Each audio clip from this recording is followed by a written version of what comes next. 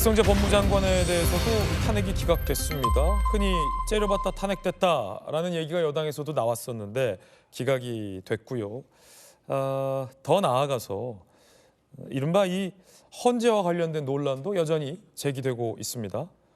자, 그 얘기 좀 해보겠습니다. 기각된 박성재 법무부 장관의 일성부터 한번 들어보시죠. 저는 개인적으로 제가 탄핵 소추를 당할 만한 잘못을 했다고 생각하지 않고 그 내용을 지난번 최후 진술에 다 말씀드렸습니다. 그 내용이 받아들여져서 헌법재판소에서 현명한 결정을 해주신 것에 대해서 감사드립니다. 우선 장기간 시간을 사무실에 업무를 비웠기 때문에 한시라도 빨리 업무를 파악하고 상황을 보고받아서 정상적인 업무를 수행할 수 있도록 노력하겠습니다. 자, 헌재가 이 법무부 장관의 탄핵을 기각한 내용도 한번 준비되어 있습니다. 들어보시죠. 안전가옥에서 해동 부분 역시 비상계엄이 해제된 이후에 이러한 해동이 있었다는 사정만으로 피청구인이 내란 행위에 관여했다고 인정할 수 없습니다. 국회 본회의 중 퇴장 행위가 헌법과 법률을 위반하였는지 여부에 관하여 보겠습니다. 국무위원이 국회 본회의에서 표결이 마감될 때까지 퇴장해서는 안 된다는 법령상 의무는 없으므로 피청구인의 행위가 국가공무원법상 법령 준수 의무나 성실 의무를 위반하였다고 보기도 어렵습니다. 주문, 이 사건 심판 청구를 기각한다. 결국 기각이 됐습니다. 탄핵 사유 중에는 앞서 이 헌재가 얘기했던 것처럼 안가 회동도 탄핵 사유 중에 하나가 있었는데요. 이른바 이제 국회와 국민을 무시했다. 즉 이 야당을 째려봤다라는 이유도 들어가 있어서 논란이 됐습니다. 그 장면, 논란의 장면 저희가 이 비디오 판도 여러 차례 했었거든요. 과연 저게 이 째려본 거냐 아니면 삿대질해서 쳐다본 거냐, 더 나아가서 저게 탄핵 사유가 될 수 있느냐와 관련된 비디오 판독도 있었습니다. 함께 보시죠. 이 법률안은 지금까지 정부가 위헌 사유로 지적한 내용에 관하여 위헌 사유를 시정하기 위한 조치가 부족했다고 봅니다.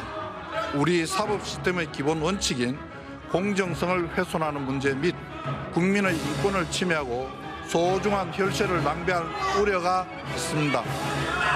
의원님들께서도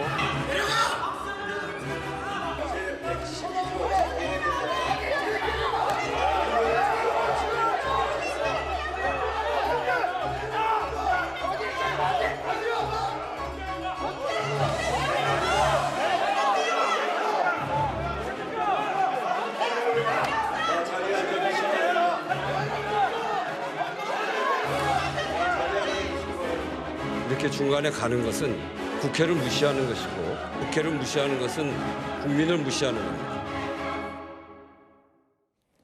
정광재 대변인 나왔습니다. 네. 결국 기각됐군요. 예상했던 결과 아닌가요? 네. 민주당도 탄핵소추안 의결하고 재판을 기다리는 과정에서 이게 과연 인용될 수 있을까 이렇게 기대했던 분들 아마 없을 겁니다. 그만큼 박성재 법무장관에 대한 탄핵소추는 탄핵소추를 해서 인용시키겠다는 것보다는 직무 정지하고 윤석열 정부 흠집내기 여기에 올인했던 결과였기 때문에 지금 거론되는 모든 탄핵소추와 관련해서도 내용 가운데 하나 일부 문제가 있다고 하지만 그것도 대안을 제시했다는 거 아닙니까? 그런 측면에서 당연한 결과고요.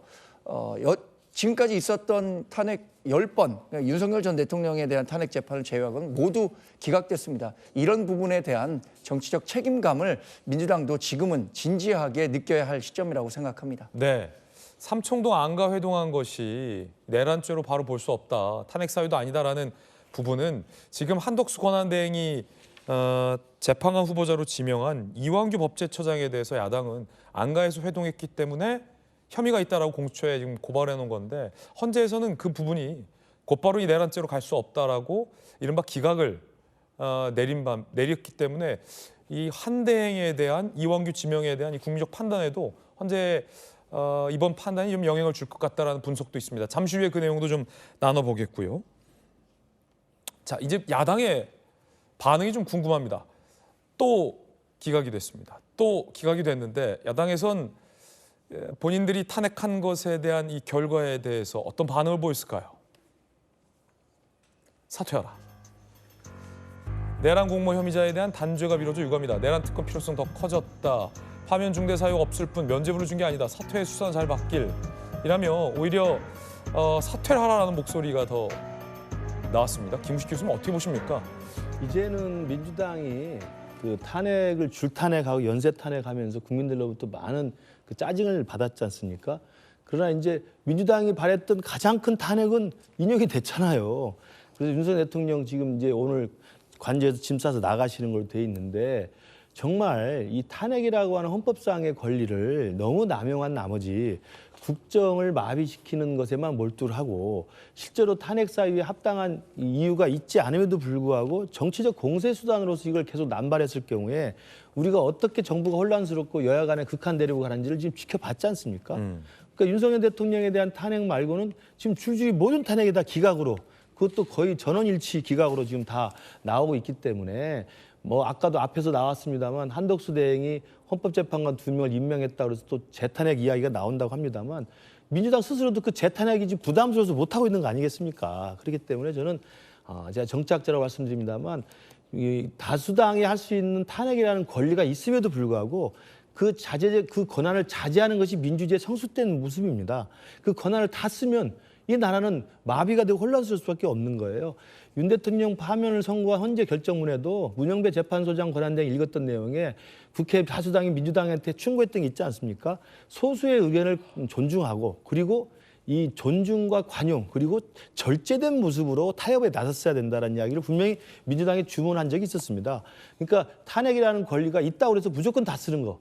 이건 제가 볼 때 민주주의에 맞지 않는다. 절제된 권한의 자제 이런 것들이 저는 필요하다고 생각합니다. 네.